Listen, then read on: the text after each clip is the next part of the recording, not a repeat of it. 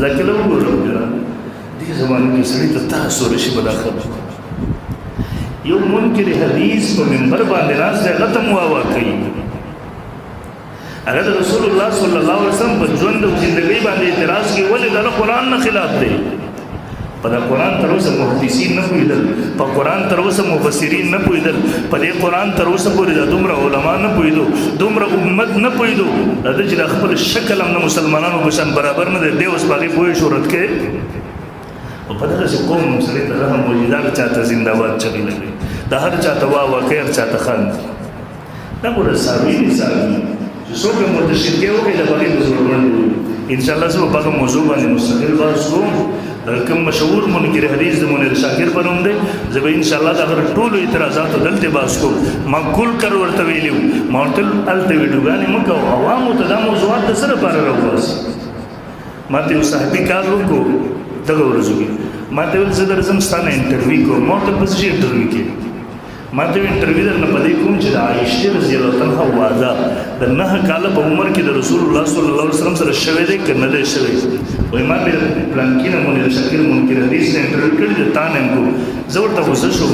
ما ورته ویل که ستا د مور په نکاح باندې څوک بحث شروع کړي ته به دا خوښه کړې ما ته ویل نو ما ورته الله خو د میډیا خبرې نه دي ته په میډیا بل ملا ته ورځي بل ملا ته ورځي بغیرته دومره دې ځان سپک کړی دی د رسول الله صلی الله علیه وسلم په بیبي باندې د رسول الله صلی الله علیه وسلم په ذات باندې تا هغه عوامو ته راوړي چې په خپل عقل باندې دا شی ته وتله شرم نه درځي تا ته دا خو له میډیا ته راوستل د دې وجې نه ورته ما وویل میډیا باندې مه غږېږه دې څه فایده شوه میډیا ته کښېنه ځان نه قړقوړکان خیرې ډډه ورته ولګې راځه بسم الله که موږ سره مخامخ کښېنه موږ سره پرې بحث وکړې په دلیل سره په دلیل سره ته خپله مدعا ثابته دی انشاءالله دا خبرې نه ووایو خو موږ نه دومره لرې وتښتېدو چې نږدې وایي نه نه بس په لیکلو کې لرو نو ما ورته په لیکلو ته موږ نه یو مسګر راځه بسم الله که مخامخ به خبرې وکړو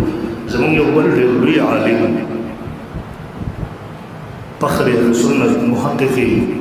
دوران ډېر لوی عالم دی مناظر ملت متکلم اسلام حضرت مولانا رسال صاحب دامت برکاته مولانا او حافظه الله هغه ورته هغه ځای نه تحریري راولې زه در سره تحریري باسو دې جواب نو کې نه تاسو نه پیژنم او ته پلان کې مشهور عالم دی لوی عالم دی کتابونه لیکلي علمي کتابونه لیکلي هغه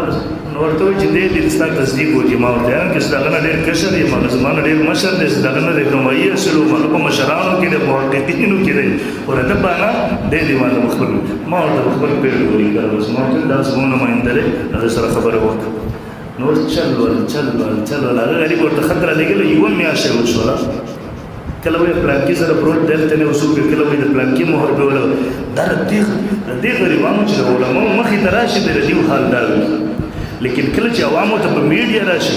نن دې میډیا دومره مصیبت جوړ کړی دی دومره مصیبت مونږ هر سړی راغستی دی په سرم سور کړی دی دې ته نه ګورو دا منکر حدیث دی دې ته نه ګورو دا منکر قرآن دی دې ته نه ګورو دا امت د عقایدو نظریاتو دشمن دی دې ته نه ګورو دا هم د دین دشمن دی څه